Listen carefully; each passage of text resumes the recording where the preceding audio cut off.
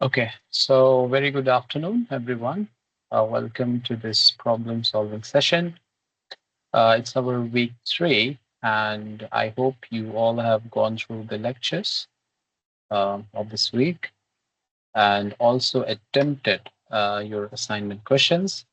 So, as always, I'm here to assist you, like uh, in your if you have any doubts or you're not able to solve your assignments. So we'll be solving some questions that may assist you in or help you in solving your weekly assignments. So, in your week 3, you have covered open loop versus closed loop transfer functions. And you have also covered effect of zeros, also first order systems and their time response. So, questions are not that hard. Mostly they're based on this open loop and closed loop transfer functions. And I don't think there is any question based on the effect of zeros, but yeah, it's a very important concept, and I hope that you have gone through this. Please mute yourself. Somebody is unmuted. Okay, and then we will go to the first order systems and learn and study their time response. And from the next week onwards, we'll see the time response of second order systems, and then we'll move to stability, etc., etc. Okay. So let's start.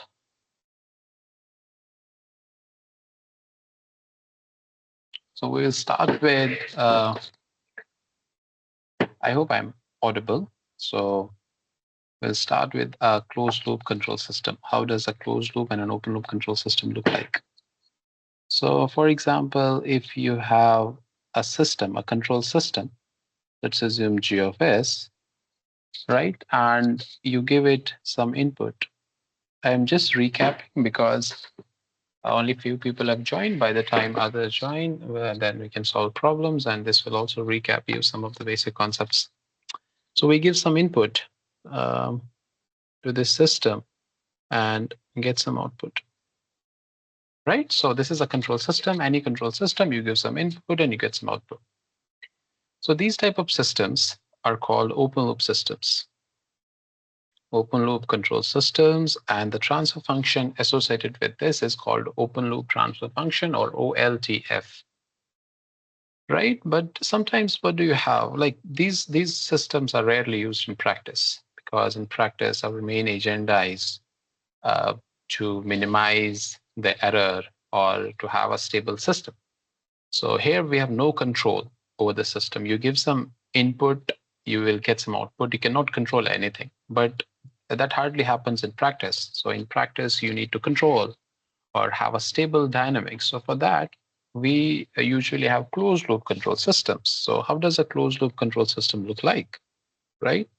So you have a system, right? This is a control system, and so you give some input and you get some output. Let's assume the output is C of S, right? So, and in closed loop system, you feed this output back using some feedback signal H of S. And here there is a summer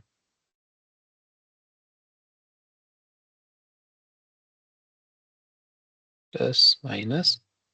So you give this negative feedback, and this is your input, R of S.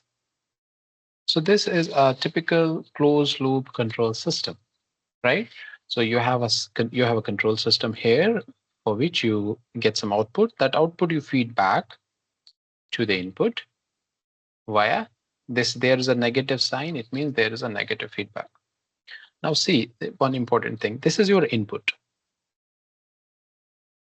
So you're getting something. This signal is coming from output, right? This signal is coming from output. What is this signal? This signal is CS into HS. Let's assume I name it BS. This is CS, and I'm multiplying some H of S with this. So let's assume I'm naming it as BS. So RS minus BS, this is the error. I'm naming it as ES. So ES is going into the system. It doesn't go directly to this system. There has to be some actuator, but for the time being, let's ignore that. So so this is your a closed loop control system where what is this BS? This BS is CS into HS. So you will learn in next week probably, or I don't know whether that's in your syllabus or not, a block diagram reduction, where whenever things are in cascade, for example, just I'm going off the topic. So for example, you have a system with transfer function G1, which is cascaded with another system G2, right? You give some input X. So here it is X, right? So then you can write it like this. You can write this as a single block G1, G2, X, right? So whenever systems are in cascade, they are multiplied, and whenever systems are in parallel or something, if you have a system like this, G1, G2, right? Some X here, plus, plus. So it means you can write it like this, just as a single block. It's X. This is G1 plus G2, right? So you will learn this. You will learn this, I think, in next week or so when you will do block diagram reduction. But for the time being, just remember, whenever things are in cascade, they get multiplied.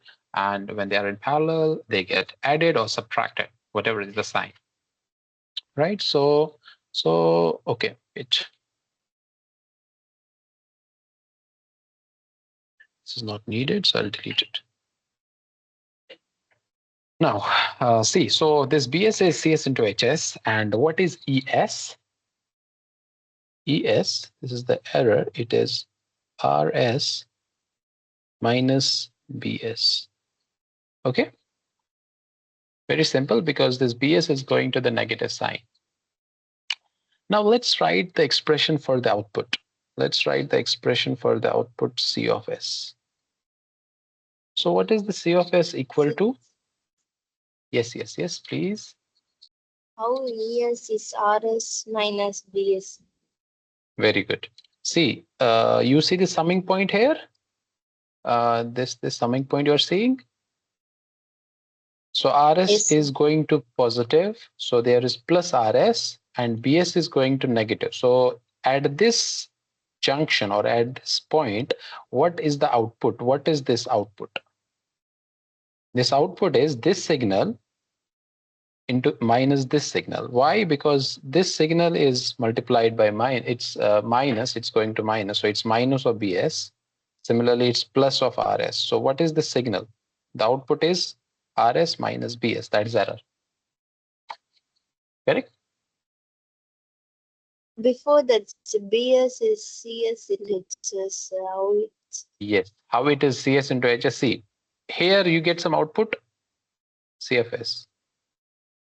And then I said they are in cascade. So you mean you measured something. There is signal CS, and you have another signal in cascade, HS. So whenever signals are in cascade, they get multiplied. These systems. So that's why I wrote BS. BS is this outcome here. What is the signal? This is HS and CS as well, because CS I am feeding back.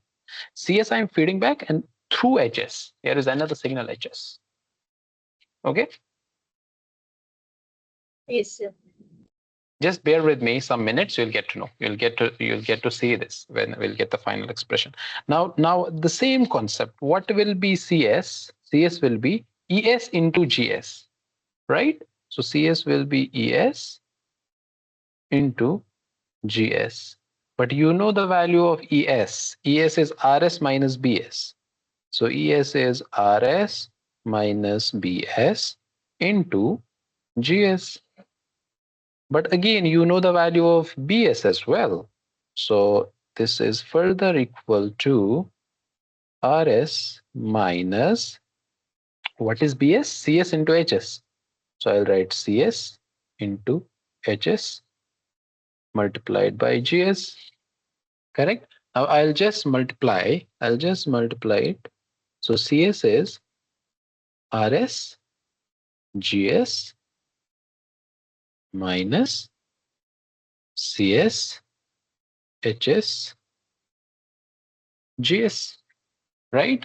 Now the CS and CS I'll take on one side and take CS as common. So CS common, it will be 1 plus GS HS is equal to RS into GS. Now what do I need? I need transfer function. Transfer function is the Laplace transform of output to the input. So I'll write it as CS by RS. This is equal to GS divided by 1 plus GS into HS. And this transfer function is called CLTF, closed loop transfer function. Why? Because you can see there's the loop is closed. When the loop is closed, the transfer function evaluated is called closed loop transfer function, CLTF. In general, I don't know if you have gone through the lectures or not, but you might have seen this expression. This expression is very, very important. So this you will see very often. Now, throughout the other weeks, you will see this expression, GS divided by 1 plus GSHS, right? So this is called closed loop transfer function. So it's very, very important. We will see its importance shortly, right?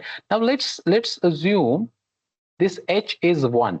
If this H is 1, so it means it's called, then it's, as of now it's feedback, but when H is 1, it's called a unity feedback, right? So when HS is 1, so here, when H of S is 1, then it's called unity feedback.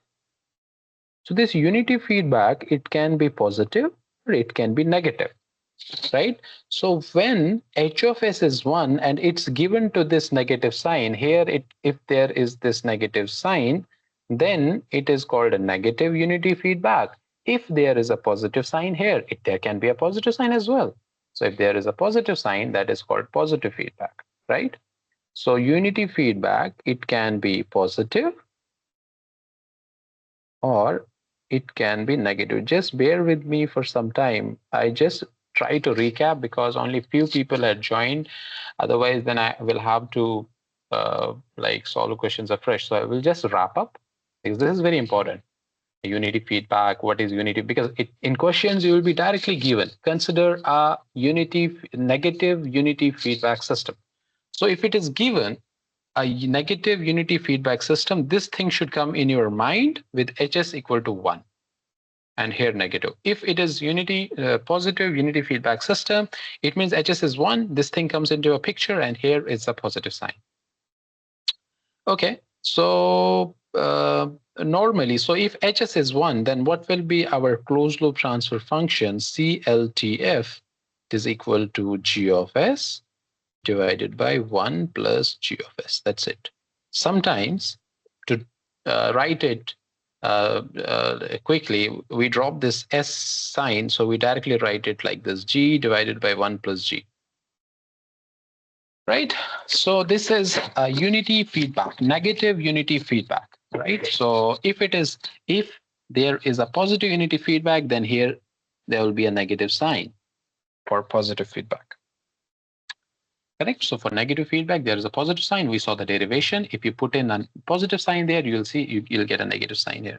So I'll write this is for positive feedback.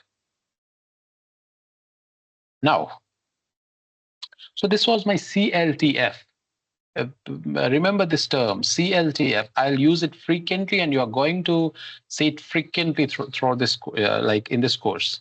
Now, there is another term which is called OLTF.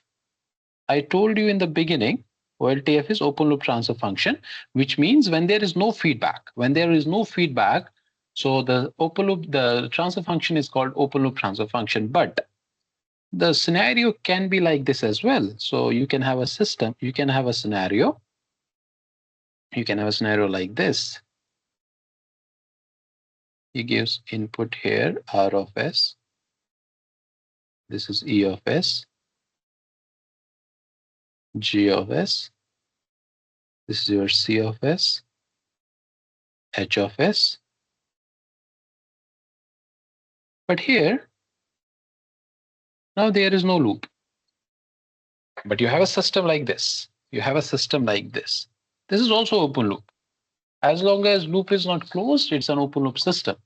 And in this case, what will be the transfer function? Transfer function is this multiplied by this. They are in cascade. This can be thought of in cascade, though the loop is not closed, but until here it's in cascade. So in this case, OLTF is equal to GS into HS.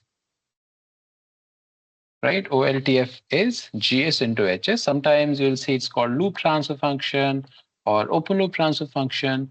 So as long as the loop is not closed, it's not closed loop transfer function. Whatever you multiply with it, that will come in this part.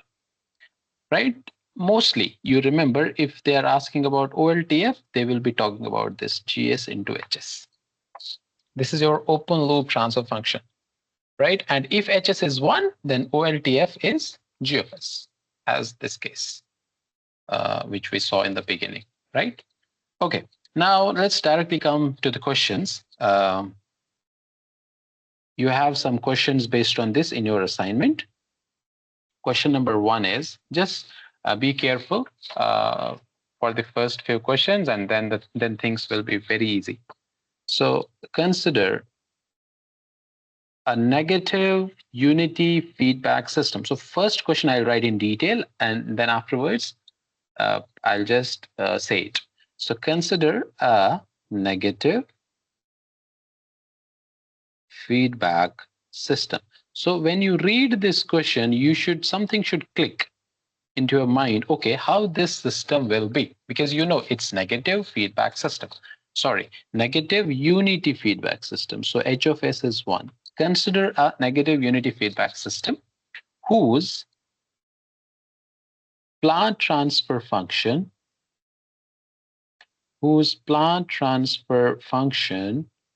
is 2 divided by S square plus 3S. This is my plant transfer function, and controller transfer function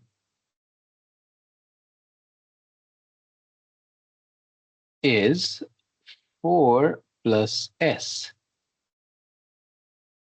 Then the closed loop transfer function is. Okay, so very simple question. Just read. Whenever you are asked about this question, there will be no diagram given, just the content will only be written, no diagram will be given. You yourself have to make the diagram. But before that, just remember this thing. I know you have studied this, the block diagram of a closed loop control system where there is a controller as well. See, so I just made this diagram. You had a transfer function G of S where you gave some input and got some output.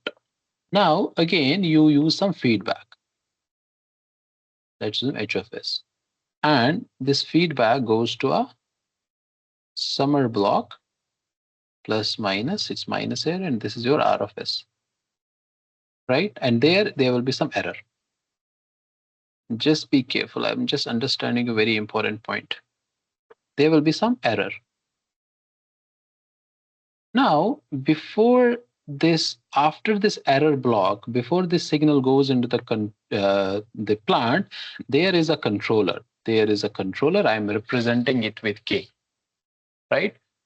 So see, for example, you are getting an input. You are giving an input of 10.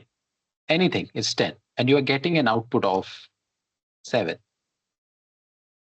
Right? So you should get you should get an output of 10 because you're giving input as 10. You should get an output also of 10, but you're getting for the time being 7. Then what will happen?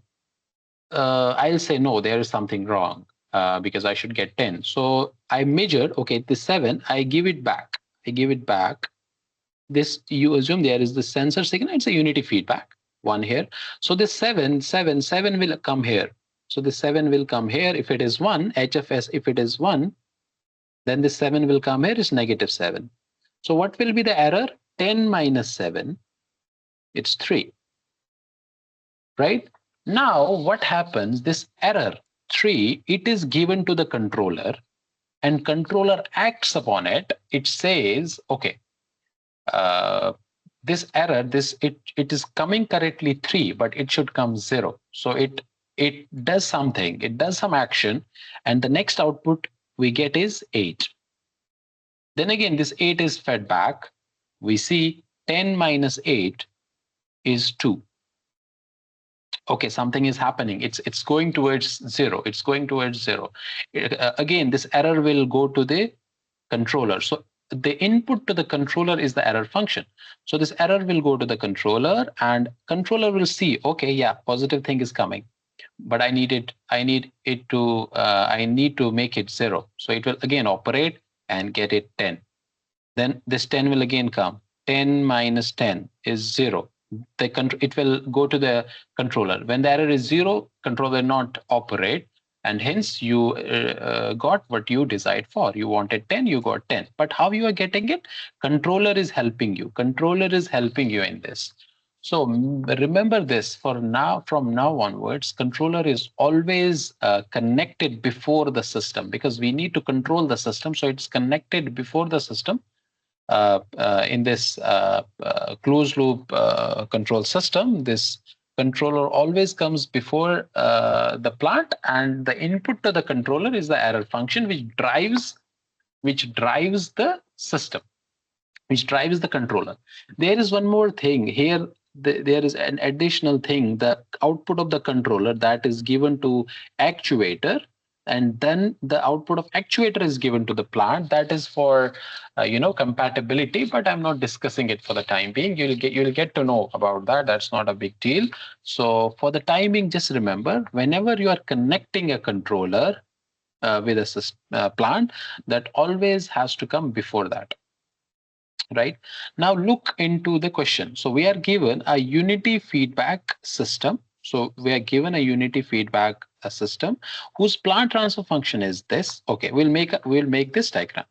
So we are given a plant G of S. There is some output C of S. Unity feedback, it means here it is 1, right? So here there is negative. It's negative unity feedback, and here it's positive. Here you have some R of S, right? And then it's given, wait.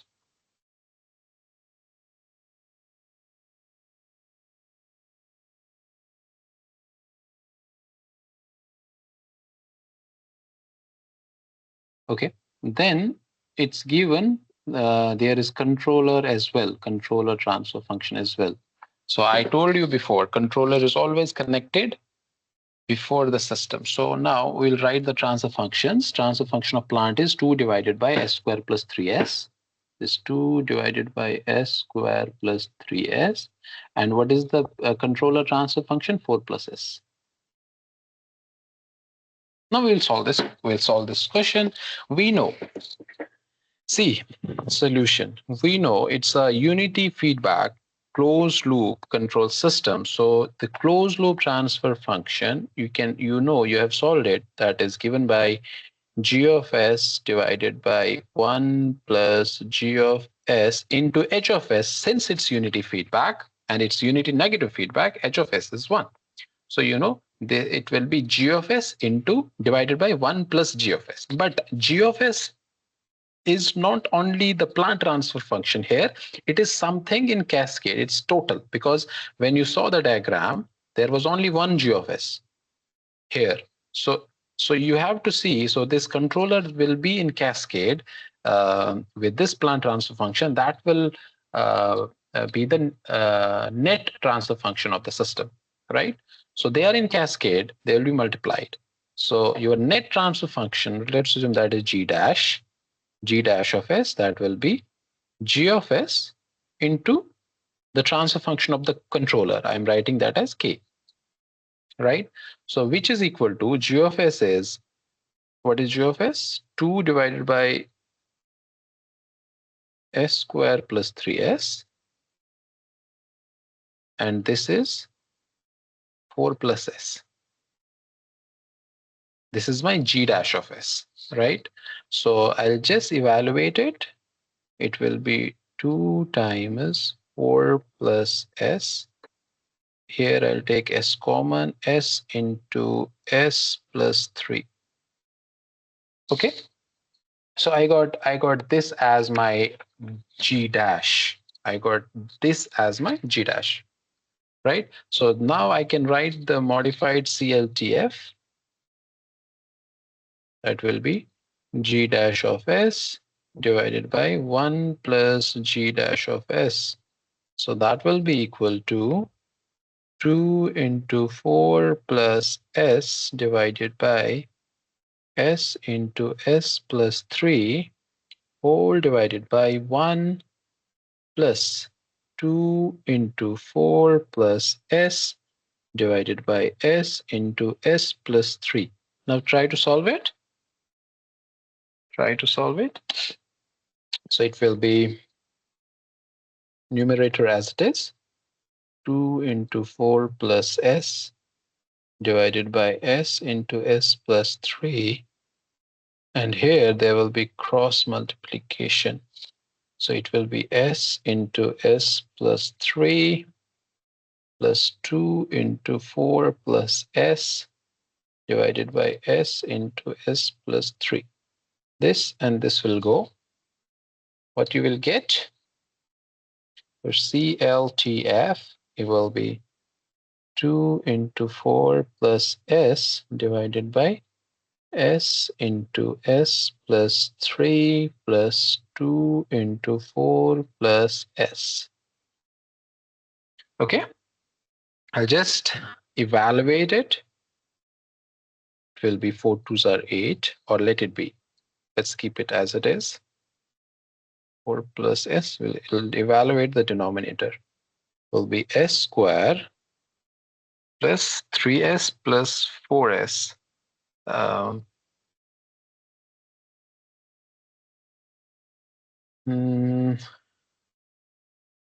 Yeah, so it will be 2s plus 3s. It will be 5s plus 4 twos are 8. So this is my net CLTF. Okay, so my closed loop transfer function is, for a negative unity feedback system, it is 2 into 4 plus s divided by s square plus 5s plus 8. Right? So if you see the poles of the system, poles of s square plus 5s plus 8, you will get, since there will be 2 poles, there's a second order system. I'll tell you in a while what's order and type. 1.3j. So the poles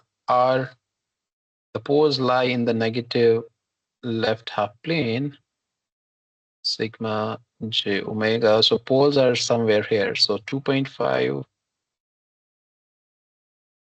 So the poles lie in the left half plane. The system, it's a stable system.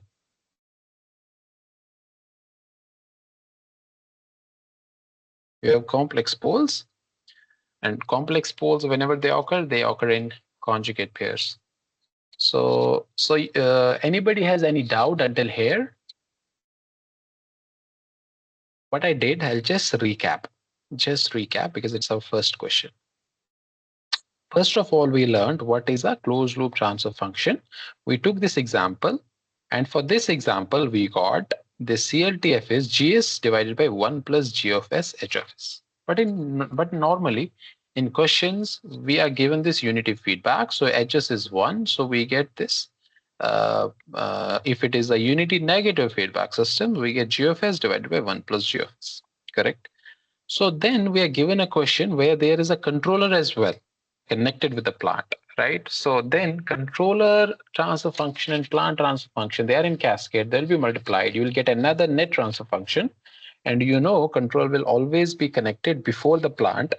So you get a net transfer function and your closed loop transfer function will be in terms of that net transfer function. So that's what you did and you got the answer. But remember, you get exams of similar type of questions in GATE and of course in your final NPTEL exam, right? So they are very good questions because they sometimes what students do, they will directly put in the value of this G of S because they remember this formula GS divided by 1 plus GS. They will directly put in this formula, this value of GS, and they'll get the wrong answer. Right. So now do one thing. If anybody has any doubt, please let me know. Sir, if the poles are imaginary, it is Yes. unstable, sir. No. So see, what is the criteria? So if your poles are in the left half plane, strictly in the left half plane, then your system is a stable system. See, this is a complex plane. Here, this is your real axis. So I'll write it like this. This is your real axis, the real part of S, and this is my imaginary part of S, correct? So the poles are, see, the poles are S1 is minus 2.5 plus 1.3J and S2 is minus 2.5 minus 1.3J. Now see, where does this S1 lie? Now go to the real axis. The real part is minus 2.5. So it will be somewhere here. Minus 2.5 is somewhere here, right? Then imaginary part is 1.3J. It means it's somewhere here. Okay. Similarly, if you plot S2 will again 2.5 here, and this is somewhere here. So it is in left half. This is LHP, left half plane, and this is RHP, positive one, right half plane. Whenever the poles are in left half plane, the system is stable. That's why both poles are in left half plane, the system is stable. Did you get it? Yes, sir. Okay, cool. Now do one thing. If all of you have understood this, then let's do one thing. If there is a positive, unity positive feedback for the same question, for the same question, for the same question, what do we assume? There is a unity positive feedback.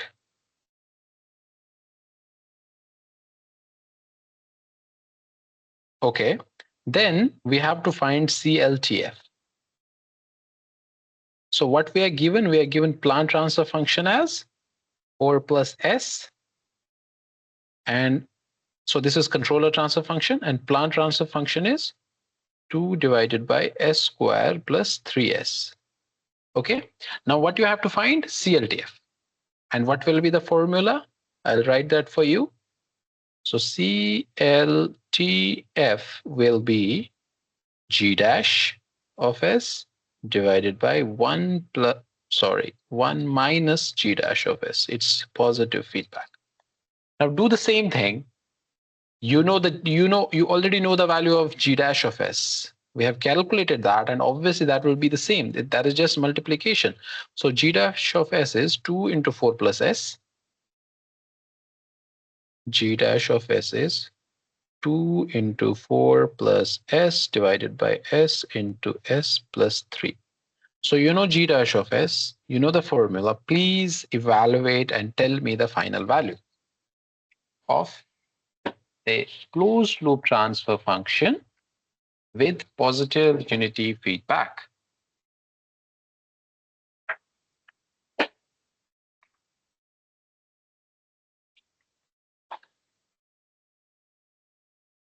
Everyone, please try. Very simple, just need to evaluate.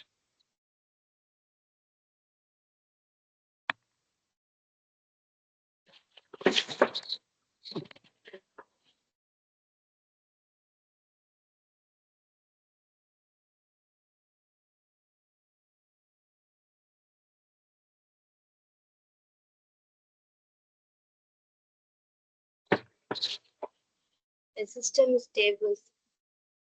No, no, no need to calculate stable or not. Just tell me what did you get? CLTF. CLTF. What is the value of CLTF? A 2 into 4 plus S by a square plus S Wait, plus wait, wait, wait, of 8. wait. 2 into 4 plus S, then divided by. A square plus S minus 8. Okay, very good. So this is actually correct answer. Anybody else? Anyone got different answer than this? Then I can help.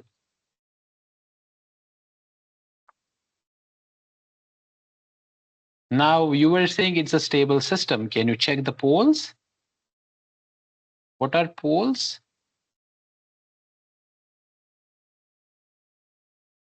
So if you check the poles of S square plus S minus 8, you will get the poles as 2.37 and minus 3.37. So where are poles? There is no complex part with these poles. So poles are, this is sigma, this is j omega. One pole is here, minus 3.37, but other pole is here, 2.37. It means one pole is in the RHP. It means the system is, anyone?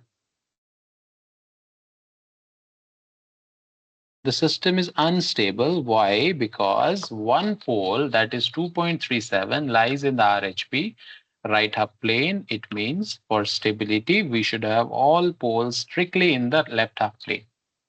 Means the system is unstable. So now we saw by making unity positive feedback, we got unstable system. And in case of a unity feedback, negative unity feedback, we got a positive system. So we have to see many things. So where we are doing this feedback, we have to see many things. And in practice, if you see, you will never see positive feedback. In questions, you will never see positive feedback because sometimes that leads to instability or other problems that you will learn. But negative feedback, that helps. So in case of negative feedback, we saw the system stability was retained or maintained. So there was no problem. Okay, so now let's do one more thing.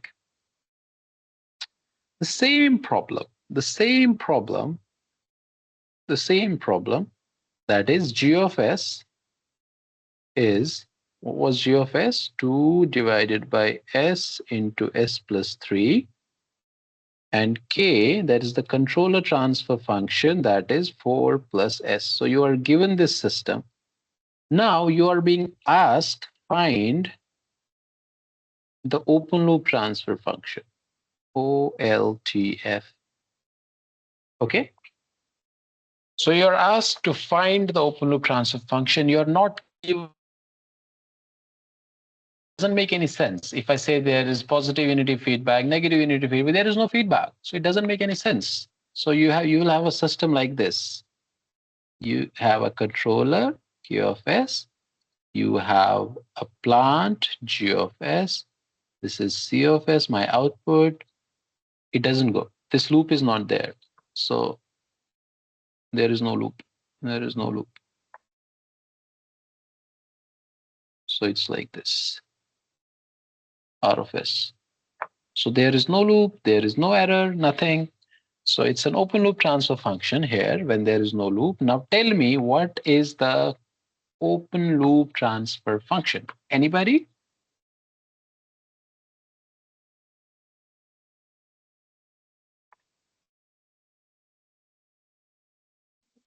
P of S into G of S. Yes. So evaluated, what is K of S into G of S? We have evaluated it already. So OLTF is K of S, that is the controller transfer function, into G of S, which we have already evaluated, and that is coming out to be 4 into 2 plus S divided by S into S plus 3. I think this is it.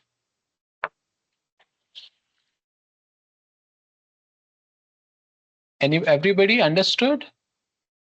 So now if I say there is a positive unity feedback, find the open loop transfer function, what will be the answer?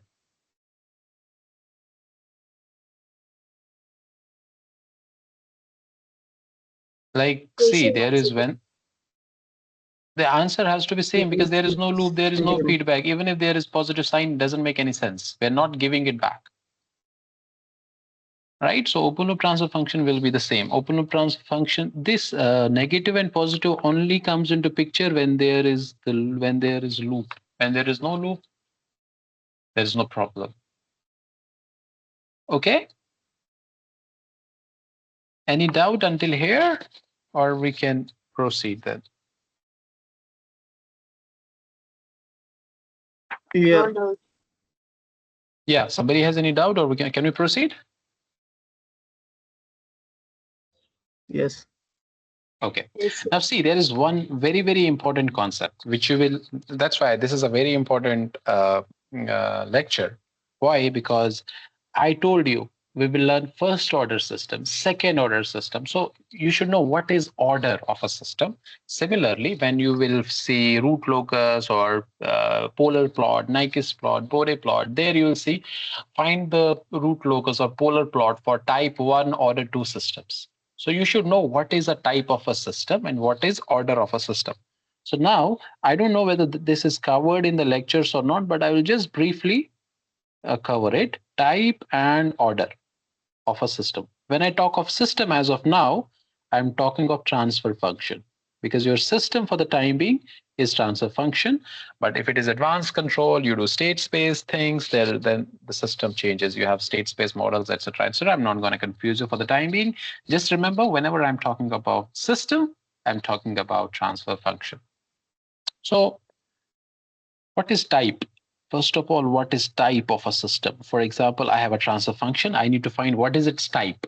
So type is number of poles at the origin. Number of poles at the origin of OLTF. Very important. Very important. So whenever you are learning type and order of a system, make sure if it is type, we will only consider OLTF, open loop transfer function. So it means if I have an open loop transfer function, G of S into H of S, which is something like this, K is some gain 1 plus TZ into S plus S raised to the power P 1 plus TP into, I wrote it in a general way. So now the number of poles at origin is P. Number of poles at origin, there are P poles at the origin. See here, how many poles are at the origin? One pole, right? Origin means how many poles are at 0. So here P poles are at origin. It means the type is P. It means the type is P. So the number of poles at origin but of an open loop transfer function, it's called the type of a system. And what is order? What is order? Just remember this once for all. Highest power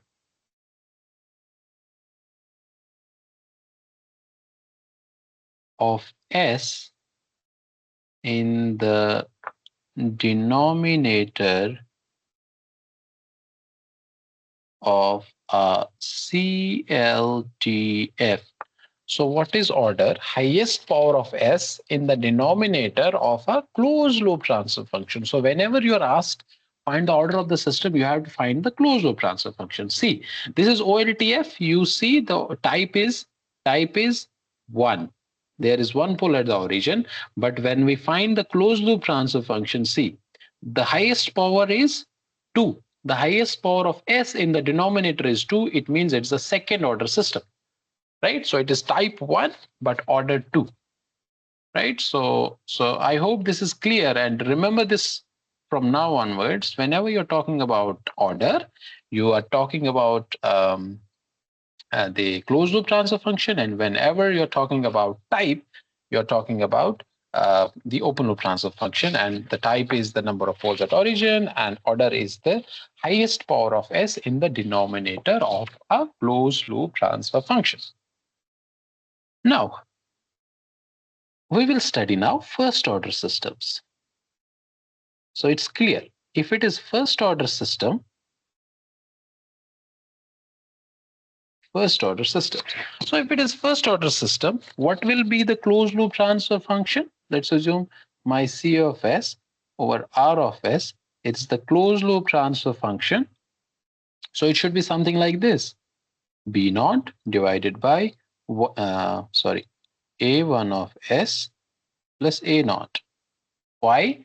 It is a closed loop transfer function. I'm telling it's a closed loop transfer function, CLTF. So it means it is first order. Why? Because the highest power of s in the denominator is 1. Again, I told you when we were when we were studying initial value theorem and final value theorem, the systems, they should be proper. Proper means the degree of numerator should be less than the degree of denominator, because in general you'll find why this happens. There are many reasons: stability, causality, many problems occur if you have improper systems or improper transfer functions. So for the timing, just remember your transfer functions are mostly proper. Proper means your order of numerator is less than the order of denominator. And second thing is, I can just write it. I can write it as a polynomial. This numerator, I can write it as a polynomial. Denominator, I can write it as a polynomial. But when it is first order, it means the denominator should have the highest power of s as 1. That's it. Okay. So this is my, for the time being, first order system. But now, what I will do, I'll write it in this form. I'll write it 1 plus s. In the form of 1 plus s. I want to write it like that because that will make my life easy. How? So what I will do, I will take this a naught common. So I'll get b naught divided by, take this a naught common. I got a common. Then I got 1 plus a1 by a naught into s. So I got 1 plus something into s. This is what I wanted, 1 plus something into s. Why? Because this form is called time constant form. When you will study Bode plots, etc., there you will be directly like asked this, right? Consider a system in time constant form or something like this. So whenever I'm saying it's in time constant form, it means the transfer function is written something like 1 plus something into s. Okay, and this something into s is called time constant. So if it's a first order system, this something into s is called as time constant. So I can write it like this. If my b naught over a naught is equal to k, and k is gain because that's eventually gain, a naught by a naught, a1 by a naught is t, then I can write this closed loop transfer function cs over rs, which is my closed loop transfer function. Can write it like k divided by 1 plus t into s, right? This t is called time constant. That's why I said this way. Whenever you write transfer functions in this form, 1 plus something into s, that something is time constant, and this form is called time constant form. Right? So if I need to, so this is my closed loop. Remember this. So if you have a first order system, the transfer function will be something like this. Some gain divided by s has to have power 1. And if you are asked about transfer function, so see, this is also first order system. But sometimes whenever you are talking about first order system, time constant becomes an important parameter, because if we think of settling time you will learn in next week when you will learn second order system. So settling time is basically where your system settles down. You give some input, you get some output, and output fluctuates initially, and then after some time it settles down to some value, and the value at which it settles, the time at which it settles down to a value is called settling time. So in second order system, there are well-defined formulas to calculate settling time, and there are other parameters as well. But in first order system, there is only the settling time that's important because there is no overshoot. You will actually learn this first order systems well when you will learn second order systems, because when you will learn second order systems, there are well-defined properties. There are overshoot is there, underdamped, critically damped, uh, uh, overdamped. So, but here in first order, nothing such a there is no such a thing like that. So when you will learn second order systems, eventually first order systems will be clear. But still, we have to learn it. So for the time being, just remember, time constant is a very important parameter in case of first order systems, because when we study settling time in case of a first order system, settling time is the time at which the system response settles to some steady state value, that is 4 into time constant. So if you're given a system, you're asked to find the settling time. The settling time is 4 into time constant. What is time constant? Time constant is when you write the first order system in time constant form, time constant is 1 plus something into s. So that something is time constant, right? So you can also write it in the form of a block diagram that we saw right now. So you have an input, right? You have a Sir, summer. Yes, please. why it's 4 into 2? It's experimentally proven. See, I told you, I'll show you the response. It will be clear. But then when you will again learn second order systems, there is a well-defined formula in terms of gamma, like damping ratio and natural frequency, but there is no such a case here. So many first order systems were studied. So then this settling time was then we saw, okay, this is the settling time for all first order systems. Then that settling time was correlated with the time constant, and this was found. So this is experimentally found value. That's why it's 4, and some take it 5 times of st. So there is no limit in it, but whenever most people, they take it 4 times the time constant. That your first order system will eventually settle with 4 times the value of settling time constant. So now see this block diagram. So this is the diagram of a first order system. So as we saw right now, what should be the closed loop transfer function? If when you have a system like this, let's assume this is g of s, and it's a negative feedback. You see there is negative thing, so it should be like this: g of s divided by 1 minus g of s, sorry, 1 plus g of s into h of s. H of s is 1, so g of s is what? 1 plus 1 divided by st divided by 1 plus 1 divided by st. If you solve it, you will get 1 divided by st whole divided by st plus 1 divided by st. This and this will go. What you got? 1 divided by 1 plus st. That's what is the transfer function. So it's k in general, but here it is the block diagram to represent a first order control system. Okay. So now I will not derive that. That's very, very straightforward. See, I'll not derive that, but I think the professor must have derived that. See, C of S over R of S, what is it? 1 divided by 1 plus T into S. Now, if we are giving a unit step input, that means my R of S is 1 over S. So then what will be my C of S? C of S will be 1 into S into 1 plus TS.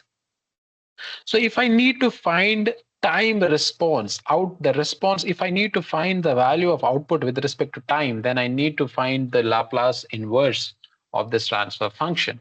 So in order for me to find CT, I need to take Laplace transform of this thing. So when you simplify it slightly, more or less, this must be covered in the lecture. And when you take the Laplace inverse, so you will get the value of CT as 1 minus e raised to the power t over t. This small t is time and this capital T is time constant. So this is the response. This is the time response of a first order system subjected to unit step. Subjected to unit step, right? So if you are given in any question that a first order system is subjected to unit step, find the time response. So you directly have this formula.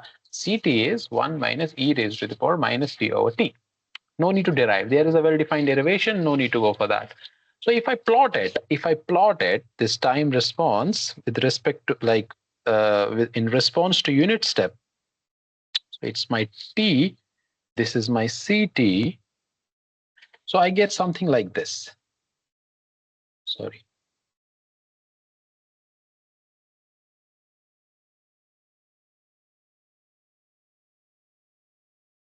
I get something like this. Okay.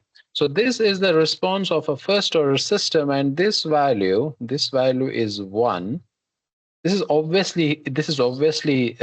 can be seen from the expression itself. See, when t goes to infinity, this whole term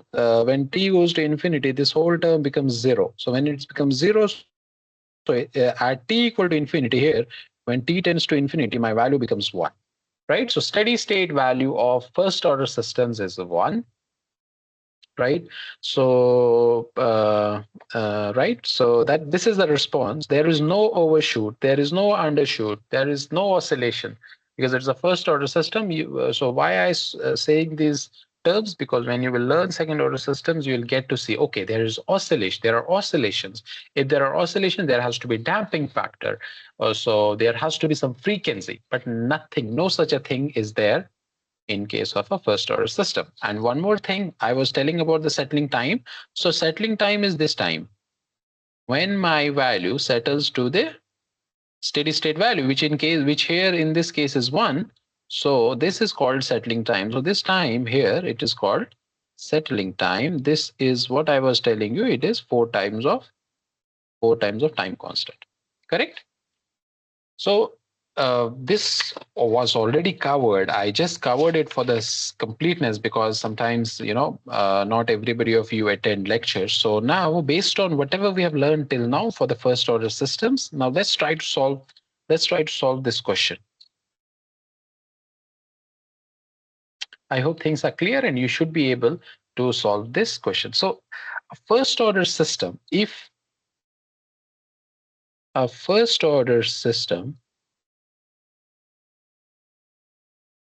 when I'm saying first order, it means the denominator has the highest power of s as 1.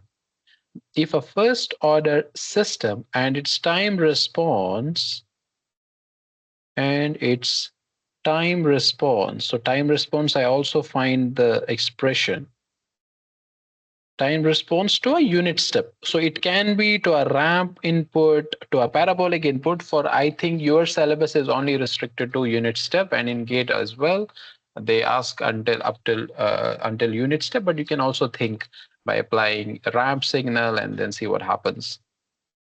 To a unit step input,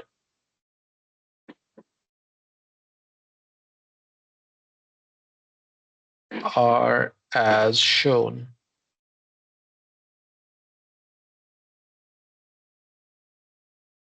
This is very, very important question. So if you are able to understand it and solve it, you have understood first order systems.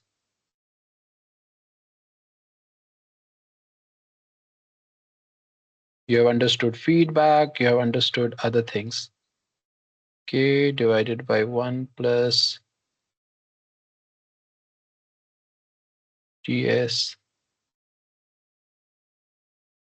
I will directly write it as this R of s.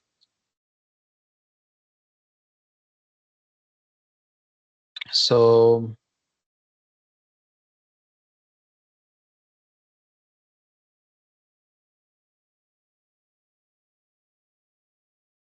CFS, so it's negative feedback. You see this is negative term here, and the graph is also shown. The response is also shown. The response is it should be something like this, but the steady state value is given as 1. Sorry, it's given as 0 0.8. The steady state value, it means the final value is given as 0 0.8. What you have to do? You have to find this k. So find the value of this k. So you are given a first order system in terms of a block diagram, right? So you are given a first order system in terms of a block diagram, and you are given the response of it where the steady state value is 0 0.8. So you need to find the value of k, which comes in the transfer function of first order system. See, very simple.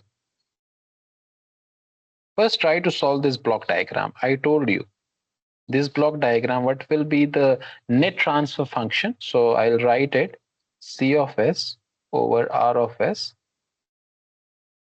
G divided by 1 plus G, right? So G is K divided by 1 plus TS divided by 1 plus G, K divided by 1 plus TS.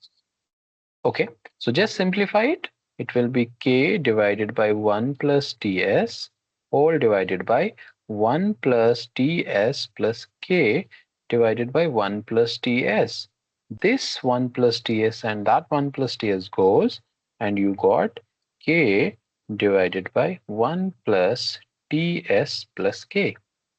So this is what you got, the transfer function. Now in the second case, this is you got the transfer function of first order system. Now in the second case, it is shown, it is the response is shown to a unit step input. It means my R of S, you have to be very careful with these questions. So your R of S is given as 1 over S. Then what you will get? You will get C of S is equal to K divided by S into 1 plus T of S plus K. Okay, very simple. Now see from the question. Final value is given. Final value is given as 0.8, right? So this is CT.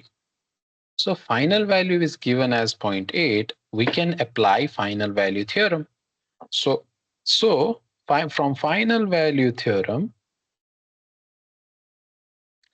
limiting S tends to 0, S into K divided by S into 1 plus Ts plus K, S into G of S or S into F of S. This S goes and it's equal to 0 0.8. Put S equal to 0, so you will get K. So this means this term as well, 1 plus Ts goes.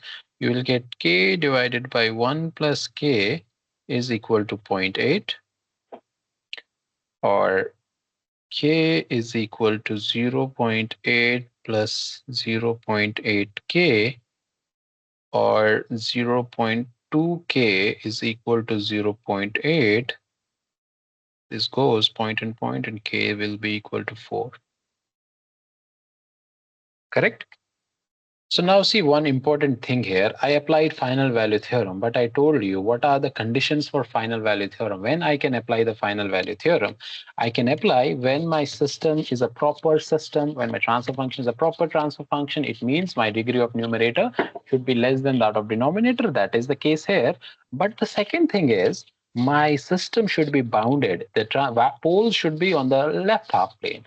But here I did not bother about that. Why? Because the response of first order is already given, it's bounded.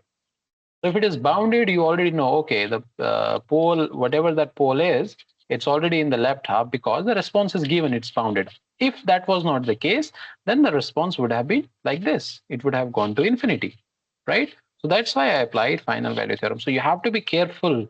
You have to be very, very careful in this. So anybody has any doubt in this question?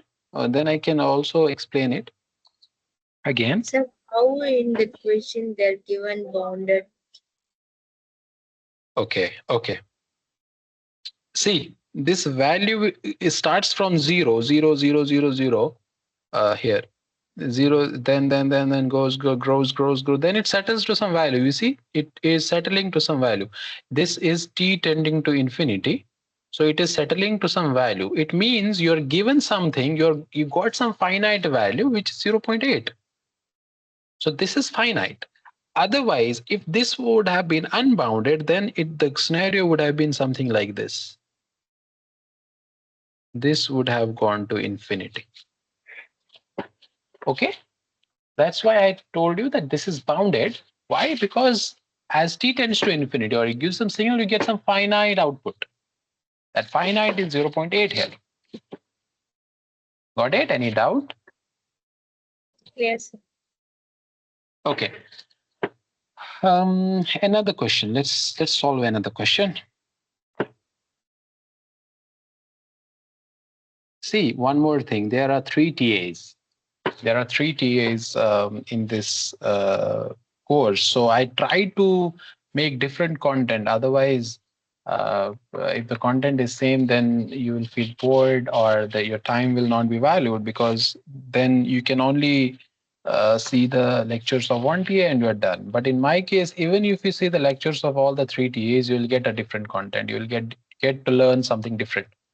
So that's why maybe you might feel that these questions are difficult for the moment, but as you learn, as you grow up, or as you go with this course, you'll get to see, okay, things are getting more clearer, or when you're preparing for GATE, you'll actually get these type of questions, right? So they might look difficult for the time, but as you practice more and more questions, things will eventually start making sense, and you will eventually be able to solve some GATE level questions, right? So the other question is the transfer function of a system. The transfer function of a system, it's not mentioned it's a first order system, but you have learned only first order systems as of now. The transfer function of a system is g of s is equal to 100 divided by s plus 1 into s plus 100. And it's very important to see the lectures of the professor. Otherwise, it will be very difficult for you to follow up. I assume I make these lectures by assuming you have already gone through the lectures as well as you have attempted assignment. Because when you attempt the assignment, then you will get to know where are the problems. And I also know, okay, I also make this content based on the assignments.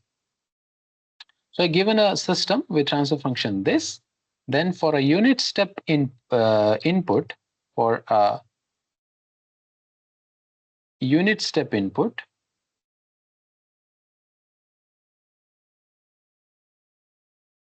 the approximate settling time,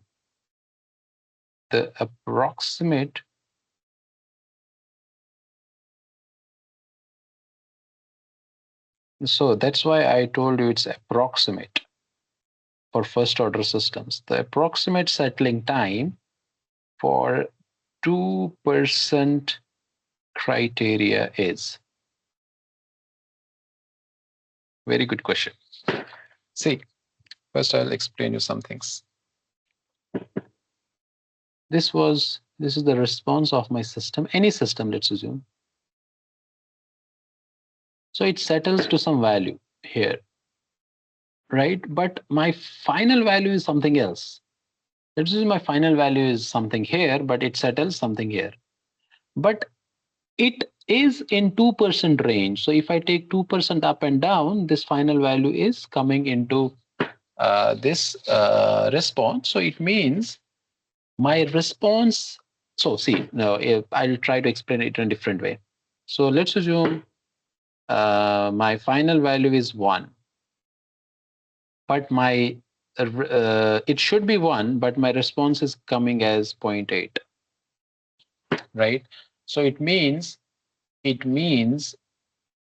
should have been 1, but it's 0.8. I will say no, it's not acceptable. It has to be 1. Okay, then there will be somebody else, some other system which will show, okay, it's 0.9. I'll again say no, it's not acceptable. It should be 1. But there is some other guy who says it's 0.98. Right? Then I say, okay, it's very close to 1, it's acceptable, right? So this 0.8, it falls between 1% above and 1% below. Similarly, 2% means, so it's very, very close to the uh, uh, like steady state value.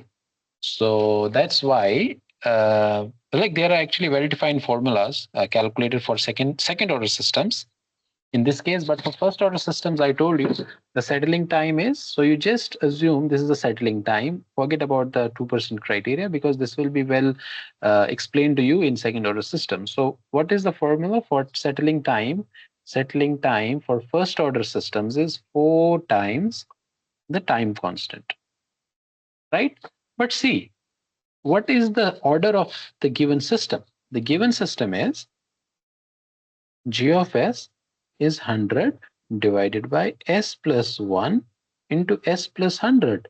So it's a second order system because if you multiply it, you will get something like this: s square plus 101s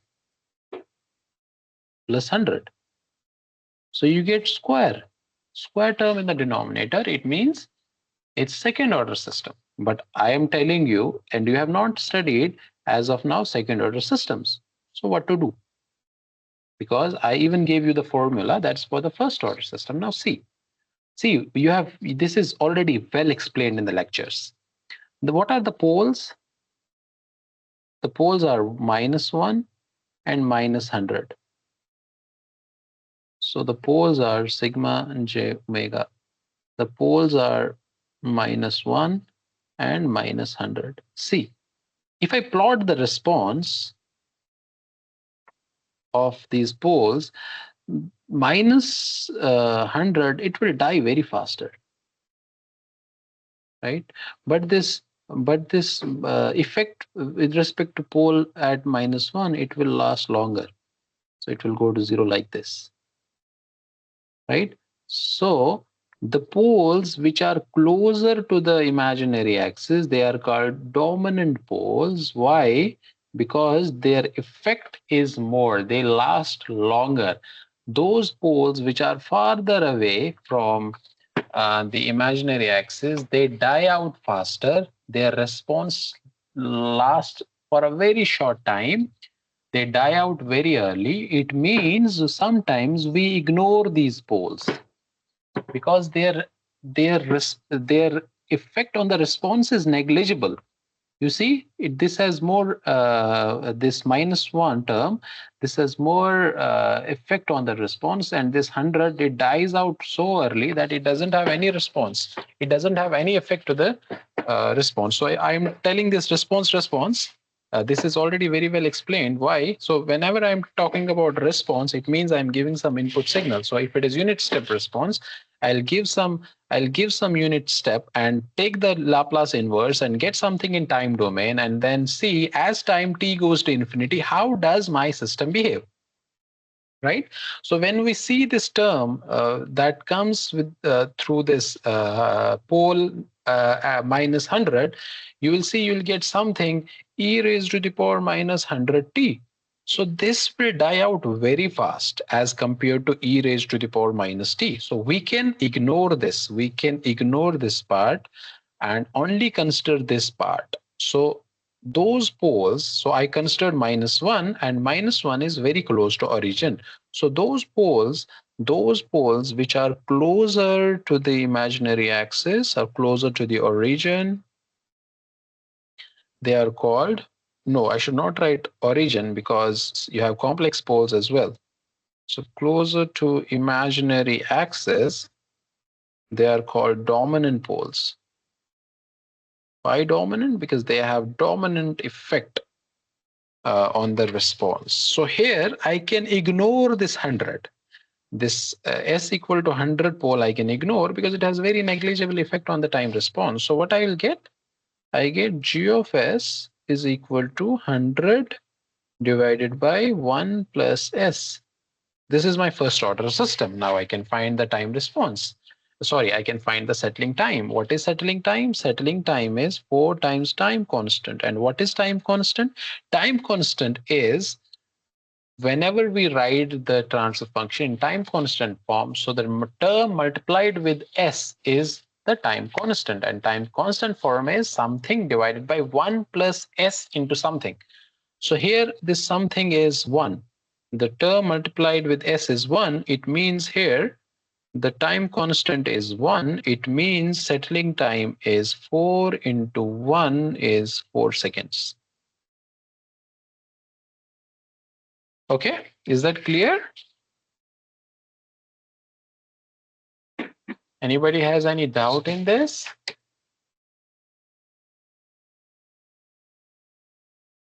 This has been explained in very well, like in detail.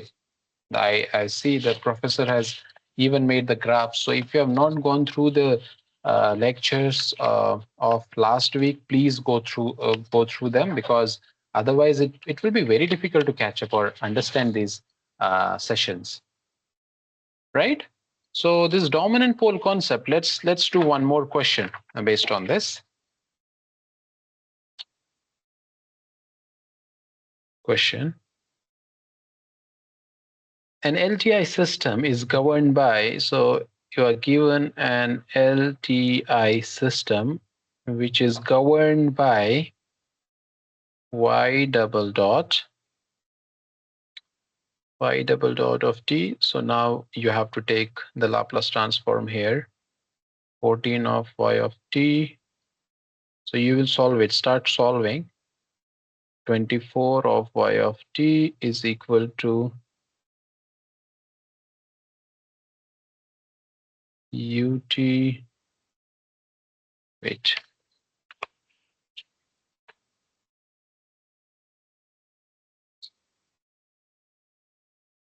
that's 3 ut,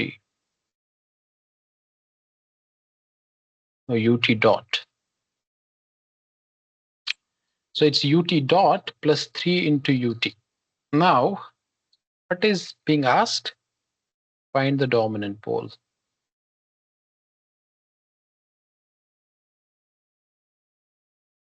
So in order to find the dominant pole, you have to find the transfer function from the differential equation. So you take the Laplace transform, assume 0 initial conditions, and then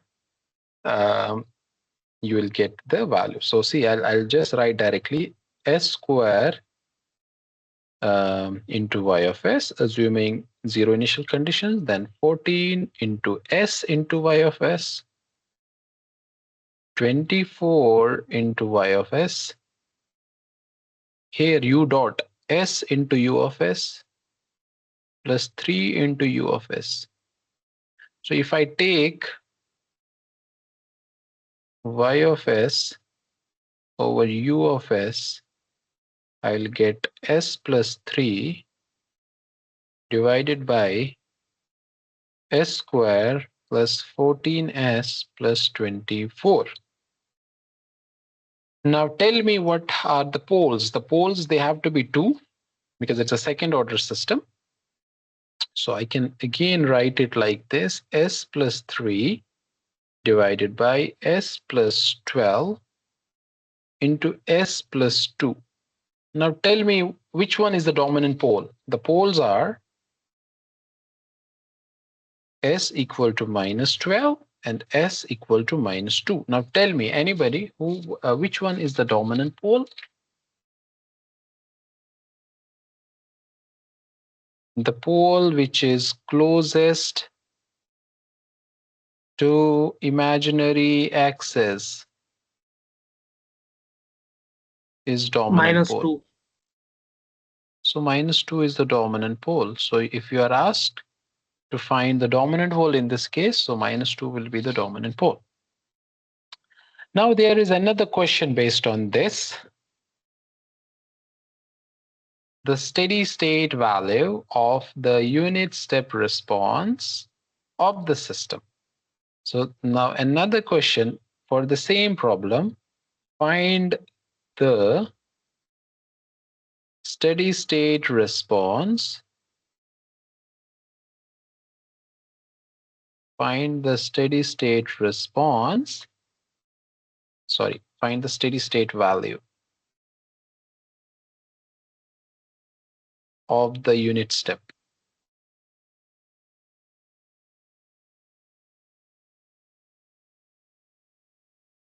So for the same problem, that is g of s, that is g of s over r of s is equal to s plus 3 divided by s plus 12 into s plus 2.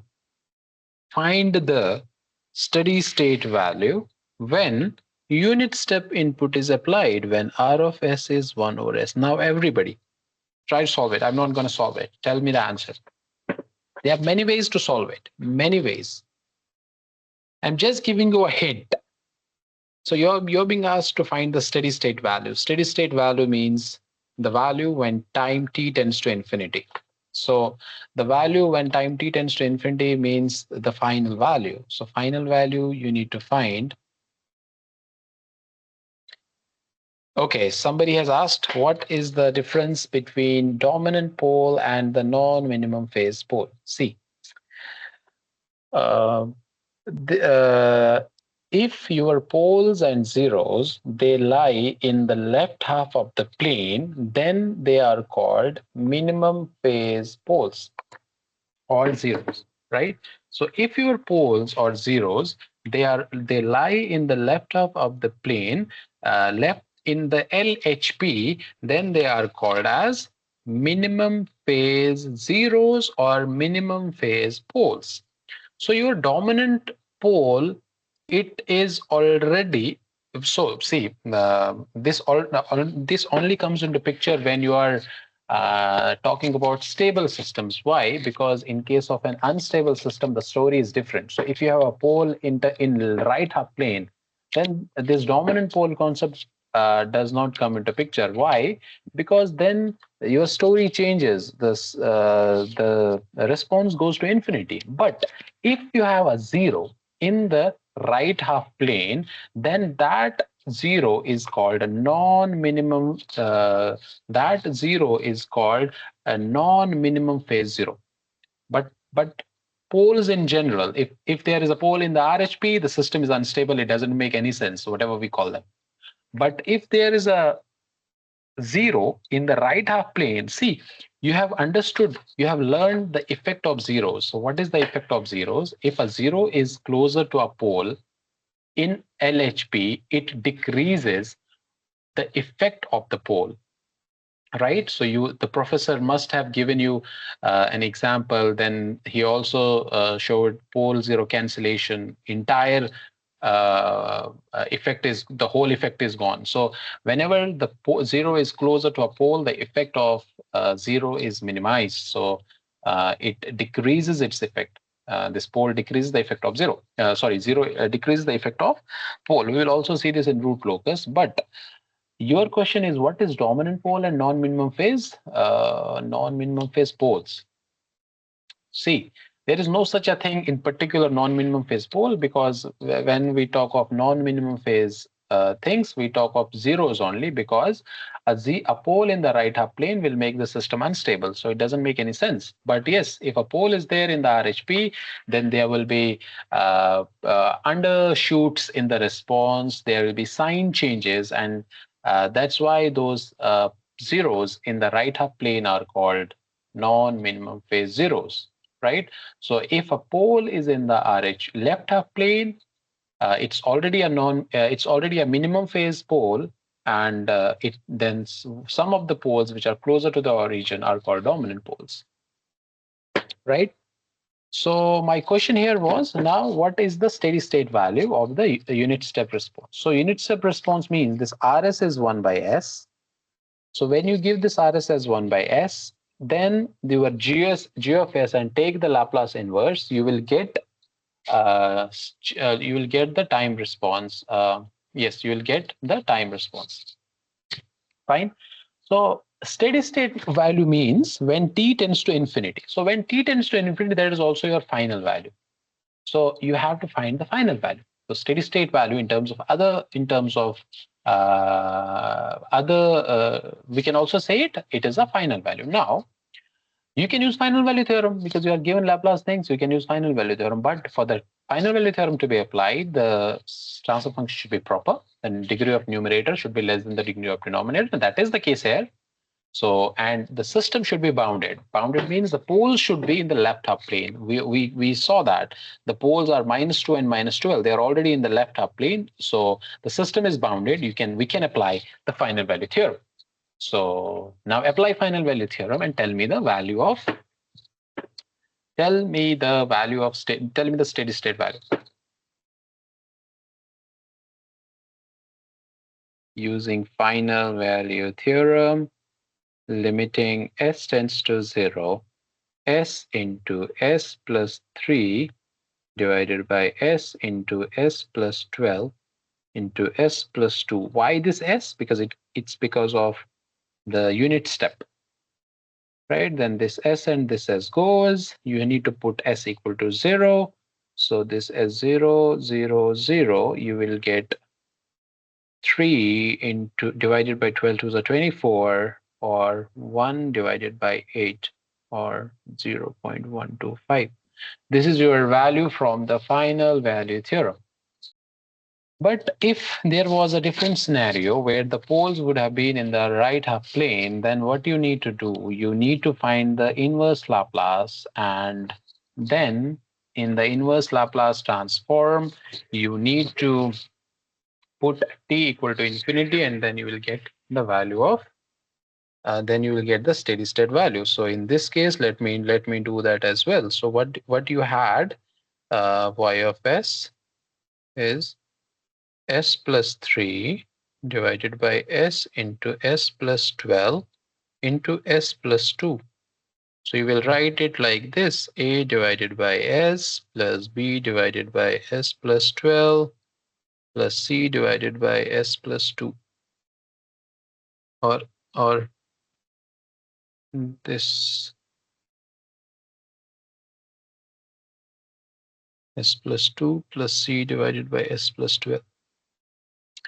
Then if you solve it, if you find the partial fraction, you will get your yt as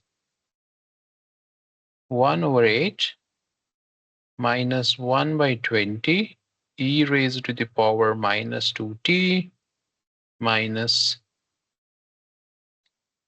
3 by 40 e raised to the power minus 12t. So you got the response, time response. So put t equal to infinity.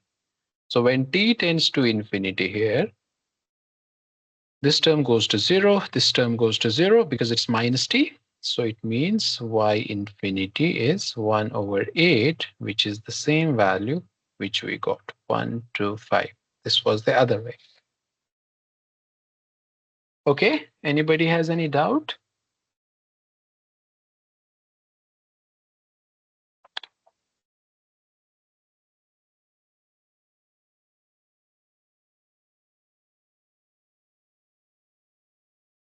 Anybody has any doubt, then I can explain it again.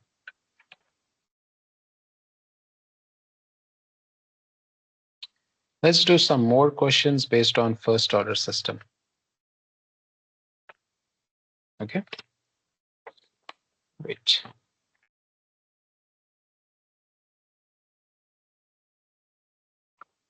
Very simple question first.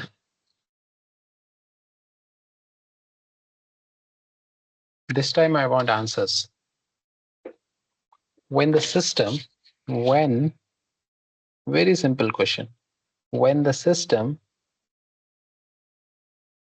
whose transfer function is 1 divided by s plus 2 is subjected to unit step input. You see, all of your questions, they are subjected to unit step. Like they ask about unit step input only. So even if you study only unit step, that will be sufficient. So when the system whose transfer function is 1 divided by s plus 2 is subjected to a unit step input, the difference between the input and the output asymptotically asymptotically, and the output asymptotically tends to. You have some options. I'll also write options. Option A is 0.25, option B is 0.5, option C is 0.75, option D is -1. So yeah, let me explain the question. You are given a system whose transfer function g of s is 1 divided by s plus 2. So it is a first order system. It is a first order system because the denominator has the power of s as 1. Is subjected to a step input. So r of s is 1 by s. So r of s is 1 by s. The difference between the input and the output asymptotically tends to see this r of s in terms of time domain, because this is actually 1. It's unit step. This is 1. So then the question is, find the steady state value. Actually, this asymptotically means as t tends to infinity. So we have to find the response as t tends to infinity. Correct? So we have to find the response as t tends to infinity, and um, uh, then we have to take the difference. Okay, so it's very simple here. First, we have to find the time constant, because we know what is the response. What is the response of the first order system? Um, the response is, I think, 1 minus e raised to the power minus t over time constant minus t over t. So I'm giving it as a homework. What you will do, you will just rearrange this in this way: 1 plus s into tau, right? Find the value of t, then that value of t needs to be, you put that t here, you will get output at some value. Then that output, you will, let's assume you got the value as 5. Then you take input minus output. Input is 1, 1 minus 5, and you will get some answer. Correct? So this is a homework. It's very simple. I'm just erasing it. What you have to do, you just have to put in the system in time constant form, find the time constant, put the value of time constant here, then you'll get some value of yt and take the difference between input and output. That's it. Okay. Another question. I think the last question for today.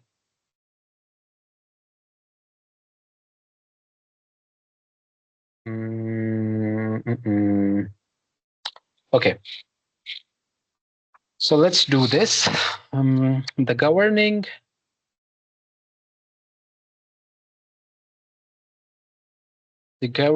equation of a first order. So it's given of a first order LTI system. First order LTI linear time invariant system is y dot of t plus 4yt is equal to ut. Find the steady state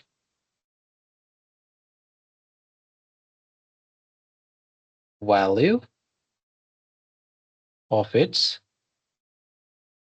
unit step response. The same question which we solved a question before. See, I'll just simplify it for you. First, since I have to find the steady state value, there are two ways. One way is to use final value theorem, but for that, the system should be proper. At the same time, it should be bounded.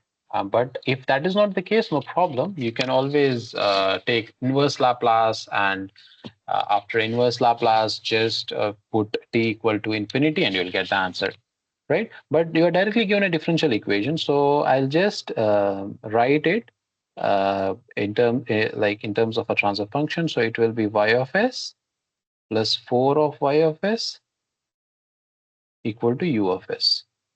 So it will be y of s over u of s is equal to 1 divided by s plus 4. Sorry, it will be it's y dot sys. Okay, now you know u of s is what? 1 by s. So my y of s will be 1 into s plus 4. See, the system is bounded. Why? Because the poles are at s equal to 0 and s equal to minus 4. It's a bounded system. It's not unbounded. And it's also proper. You can directly apply the final value theorem. So final value theorem, limiting s tends to 0, s into 1 divided by s into s plus 4. This s and this s goes. Put the value of s equal to 0. You'll get 1 by 4. The value is 0.25. Okay. So if this was not the bounded system, then what will you do? You will write this as like this: 1 divided by s into s plus 4, which you will write a divided by s plus b divided by s plus 4. Then you will you will get the value of a and b, then take the partial fraction, and then uh, you will find the value as t tends to infinity. Very simple. Because this a of s is 1, so eventually you will get the value of a is 1 by 4, and b as something else with e raised to the power minus 40. So as t goes to infinity, this will die, and you will only be left with this term, and that is the final value, right? So final value, steady state value, they are the same things. So I think with this in mind, you can solve almost all the problems of your assignment. Or if there is still any doubt, or if you feel you are not able to solve, you will not be able to solve any of the questions, please let me know. We can discuss. We can discuss right now.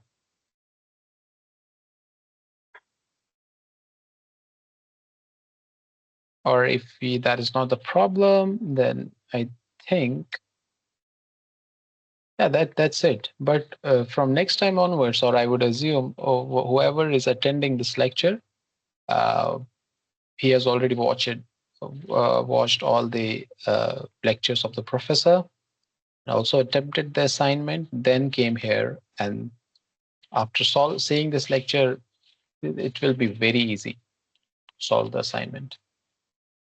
If you don't have any problem or any doubt, then we can stop this lecture here. Thank you so much for attending this lecture.